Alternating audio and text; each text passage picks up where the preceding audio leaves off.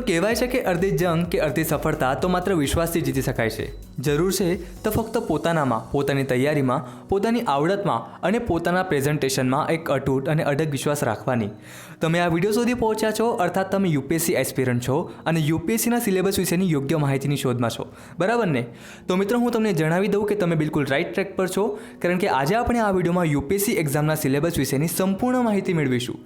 નમસ્કાર મિત્રો, હું છું હર્ષ તમારી સાથે અને સ્વાગત છે આપ સૌનું બાપા ક્લાસીસમાં. આ સાથે જો તમે આ ચેનલને ફર્સ્ટ ટાઈમ વિઝિટ કરો છો તો ચેનલ જરૂર સબસ્ક્રાઇબ કરો, જેથી યુપીએસસી જીપીએસસી સંબંધિત વધુ માહિતી અને માર્ગદર્શન તમને સમયસર મળતું રહેશે. તો મિત્રો એઝ યુ ઓલ નો કે યુપીએસસી એક્ઝામિનેશનના 3 સ્ટેજ હોય છે.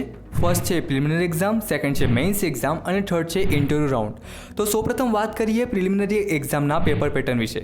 તો આ એક્ઝામના કુલ ગુણ 400 હોય છે, જેમાં 200 માર્ક્સના 2 પેપર હોય છે.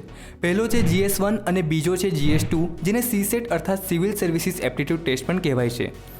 GS1માં 2 માર્ક્સના 100 પ્રશ્નો હોય છે, જ્યારે GS2માં 2.5 માર્ક્સના 80 પ્રશ્નો હોય છે. બંને પેપર માટે તમને 2 કલાકનો સમય આપવામાં આવે છે અને સૌથી મહત્ત્વની વાત કે આ બંને પેપર ઓબ્જેક્ટિવ ટાઈપ હોય છે અર્થાત MCQs પ્રકારના, જેમાં પ્રત્યેક ખોટા જવાબ પર 0.33થી નેગેટિવ માર્કિંગ હોય છે. આ બંને પેપર તમે હિન્દી અથવા ઇંગ્લિશ લેંગ્વેજમાં જ આપી શકો છો. હવે આગળ પ્રિલિમિનરી એક્ઝામના સિલેબસ વિશે વાત કરીએ તો ફર્સ્ટ પેપર GS1માં તમને રાષ્ટ્રીય અને આંતરરાષ્ટ્રીય મહત્ત્વની વર્તમાન ઘટનાઓ, જેમાં રાષ્ટ્રીય અને આંતરરાષ્ટ્રીયના તમામ કરંટ ઇવેન્ટ્સ અને કરંટ અફેર્સના મુદ્દાઓની તૈયારી કરવાની છે.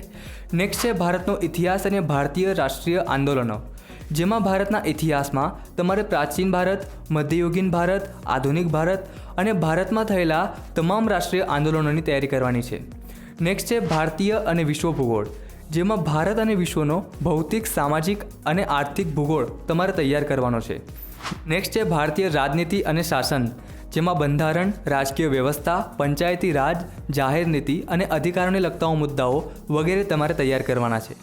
નેક્સ્ટ છે આર્થિક અને સામાજિક વિકાસ, જેમાં તમને ઇકોનોમિક અને સોશિયલ ડેવલપમેન્ટના મુદ્દાઓ, ટકાઉ વિકાસ, ગરીબી, સમાવેશન, વસ્તી વિષયક, સામાજિક ક્ષેત્રે લીધેલી પહેલ અર્થાત સરકાર દ્વારા સામાજિક ક્ષેત્રે ચલાવવામાં આવેલ તમામ સ્કીમ તથા યોજનાઓ જેવા વગેરે મુદ્દાઓની તૈયારી તમારે કરવાની છે.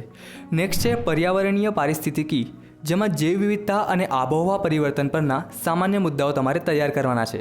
અને છેલ્લે સામાન્ય વિજ્ઞાન અર્થાત જનરલ સાયન્સ, જેમાં તમારે ફિઝિક્સ, કેમેસ્ટ્રી, બાયોલોજી તેમજ ઇકોલોજી જેવા જનરલ સાયન્સના સબ્જેક્ટમાંથી બેઝિક પ્રશ્નો આવશે. તો મિત્રો આ બધા ટોપિક્સની તૈયારી તમારે GS1ના પેપર માટે કરવાની છે. વાત કરીએ સેકન્ડ પેપર GS2 અર્થાત CSETની, તો આ પેપરમાં તમને કમ્પ્રેહેન્શન અર્થાત એક ટાઈપનો પેરેગ્રાફ આપેલો હોય છે, તેમાંથી તમને પ્રશ્નો પૂછવામાં આવે છે.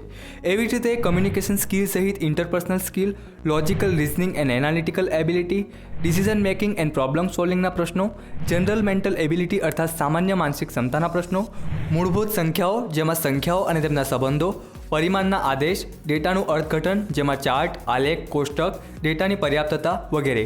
ઇન શોર્ટ મિત્રો, અહીં જે તમને ગણિતના પ્રશ્નો આવશે તે તમામ તમારા ધોરણ 10ના બેસિસ પર હશે. તો એ રીતે તમારે તૈયારી કરવાની છે.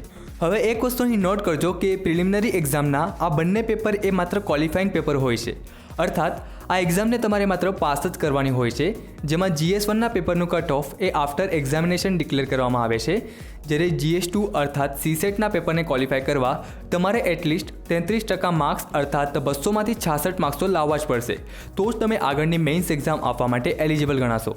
વાત કરીએ મેઇન્સ એક્ઝામની, તો મિત્રો યુપીએસસી મેઇન્સના 2 પાર્ટ્સ હોય છે, qualifying and merit base. Total 9 paper હોય છે, જેમાં 7 પેપર એ મેરિટ બેઝ હોય છે, જ્યારે 2 પેપર ક્વોલિફાઇંગ પેપર હોય છે. જે 7 પેપર મેરિટ બેઝ હોય છે તેના દરેક પેપરના 250 માર્ક્સ હોય છે, જ્યારે બંને ક્વોલિફાઇંગ પેપરના 300 માર્ક્સ હોય છે. અહીં તમને દરેક પેપર માટે 3 કલાકનો સમય આપવામાં આવે છે અને આ બધા જ પેપર સબ્જેક્ટિવ ટાઈપ હોય છે અર્થાત લેખિત પ્રકારના હોય છે. હવે આગળ કયા કયા પેપર હોય છે અને તેમનો સિલેબસ શું હોય છે તેના વિશે વાત કરીએ. તો પહેલાં વાત કરીએ ક્વોલિફાઇંગ પેપર્સની, કે જેમાં 2 પેપર્સ હોય છે. તો પહેલો છે ભારતીય ભાષા. તો અહીં તમને ભારતીય ભાષા અર્થાત ભારતીય સંવિધાનના 8મા શિડ્યુલ પ્રમાણેની ભારતીય ભાષા, એટલે અહીં તમે પોતાના રાજ્યની ભાષાનું પેપર આપી શકો છો. જો તમે ગુજરાત રાજ્યમાંથી પેપર આપશો તો ભારતીય ભાષાનું પેપર એ તમારું ગુજરાતી ભાષાનું પેપર રહેશે, જેમાં તમને નિબંધ લેખન, ગદ્યાંશ વાંચી તેમના પ્રશ્નોના જવાબ લખવા, ગદ્યાંશનું સંક્ષેપીકરણ કરવું, આપેલ ગુજરાતી ગદ્યાંશને અંગ્રેજીમાં અનુવાદ કરવો, આપેલ અંગ્રેજી ગદ્યાંશને ગુજરાતીમાં અનુવાદ કરવો, રૂઢિપ્રયોગ, શબ્દ સમૂહ, સમાનાર્થી વિરુદ્ધાર્થી શબ્દો, જોડણી સુધારો અને કહેવતોનો અર્થ. તો આટલા ટોપિક્સની તૈયારી તમારે ગુજરાતી ભાષાના પેપર માટે કરવાની છે. બીજો પેપર છે ઇંગ્લિશ, જેમાં તમને essay writing, reading comprehension and answer the questions, precis writing, grammar and vocabulary અને ટ્રાન્સલેશન. તો મિત્રો, જો તમે ગુજરાતી અને ઇંગ્લિશ બંને પેપરના સિલેબસને ધ્યાનથી સમજવાનો પ્રયત્ન કરશો તો આ બધી એ જ વસ્તુ છે જે તમે ધોરણ 6 થી 12 દરમિયાન શીખતા આવ્યા છો. તો આટલા ટોપિક્સની તૈયારી માટે તમારે વધારે સમય બિલકુલ વેસ્ટ કરવાની જરૂર નથી, કારણ કે મેં તમને આગળ પણ કહ્યું કે મેઇન્સ એક્ઝામના બંને પેપર એ માત્ર ક્વોલિફાઈંગ પેપર છે, જેમાં તમારે 300માંથી 25% માર્ક્સ અર્થાત 300માંથી 75 માર્ક્સ લાવવાના રહેશે. હવે યુપીએસસીની પરીક્ષામાં એક્ઝેક્ટલી ભારતીય ભાષા અને ઇંગ્લિશના પેપર કેવી રીતે પૂછાય છે તે જાણવા માટે તમે વિડીયોની ડિસ્ક્રિપ્શન ચેકઆઉટ કરી શકો છો, જ્યાં તમને જૂના વર્ષોના પેપર્સ મળી જશે. આગળ વાત કરીએ મેરિટ બેઝ 7 પેપરો વિશે, જેમાં એક પેપર નિબંધનો છે, 4 પેપર જનરલ સ્ટડીઝના છે અને 2 પેપર એ ઓપ્શનલ સબ્જેક્ટના હોય છે. તો પહેલા પેપર નિબંધ માટે કોઈ ચોક્કસ કે નિર્ધારિત અભ્યાસક્રમ નથી હોતો. યુપીએસસી મુજબ ઉમેદવારો પાસે આપેલા વિષય પર પોતાના વિચારોને વ્યવસ્થિત રીતે ગોઠવવા અને સંક્ષિપ્તમાં લખવા માટેની કેપેસિટી હોવી આવશ્યક છે. નિબંધના પેપરમાં 2 વિભાગ હોય છે. બંને વિભાગમાં આપેલા મુદ્દાઓ પૈકી એક નિબંધ લખવાનો હોય છે, જેમાં 125 માર્ક્સનો એક નિબંધ હોય છે. એવી રીતે ટોટલ 250 માર્ક્સનું તમારું નિબંધનું પેપર હોય છે. બીજો પેપર છે GS1નો, જેમાં તમને ભારતીય વિરાસત અને સંસ્કૃતિ, વિશ્વનો ઇતિહાસ, સમાજ અને ભૂગોળમાંથી પ્રશ્નો આવશે. નેક્સ્ટ પેપર છે GS2નો, જેમાં તમને ભારતીય સંવિધાન, શાસન વ્યવસ્થા, રાજનીતિ, સામાજિક ન્યાય અને આંતરરાષ્ટ્રીય સંબંધો જેવા મુદ્દાઓમાંથી પ્રશ્નો પૂછાશે. નેક્સ્ટ પેપર છે GS3નો, જેમાં તમને પ્રૌદ્યોગિકી, આર્થિક વિકાસ, જૈવ વિવિધતા, સુરક્ષા અને આપદા પ્રબંધન પરના મુદ્દાઓમાંથી પ્રશ્નો આવશે. નેક્સ્ટ પેપર છે GS4નો, જેમાં તમને નૈતિકતા, પ્રામાણિકતા અને યોગ્યતા અર્થાત એથિક્સ, ઇન્ટિગ્રિટી અને એપ્ટિટ્યૂડના પ્રશ્નો આવશે. આગળ છેલ્લા 2 ઓપ્શનલ સબ્જેક્ટ વિશે વાત કરીએ તો મિત્રો, અહીં લગભગ 50 જેટલા ઓપ્શનલ સબ્જેક્ટમાંથી તમને જે સબ્જેક્ટમાં ઇન્ટરેસ્ટ હોય તે સબ્જેક્ટ તમને અહીં સિલેક્ટ કરવાનો હોય છે. એક પેપરના 250 માર્ક્સ એટલે બંને પેપરના કુલ 500 માર્ક્સ થશે. હવે મિત્રો, જનરલ સ્ટડીઝના આ 4 પેપરનો ઇન ડિટેલ સિલેબસ અર્થાત આ તમામ મુદ્દાઓના પેટા મુદ્દાઓ સહિત સંપૂર્ણ અભ્યાસક્રમની PDF તથા આટલા 50 જેટલા ઓપ્શનલ સબ્જેક્ટમાંથી તમારા માટે સૌથી બેસ્ટ તથા સૌથી સહેલો ઓપ્શનલ સબ્જેક્ટ કયો છે તે જાણવા આ બંને લિંક તમને ડિસ્ક્રિપ્શનમાં મળી જશે. હવે જો તમે મેઇન્સ એક્ઝામ ક્લિયર કરી લો છો તો તમને ઇન્ટરવ્યૂ રાઉન્ડ માટે બોલાવવામાં આવશે અને આ ઇન્ટરવ્યૂના 275 માર્ક્સ રહેશે, જે પછી ફાઇનલ મેરિટ તમારું 1750 પ્લસ 275 અર્થાત 2025 માર્ક્સમાંથી બનશે.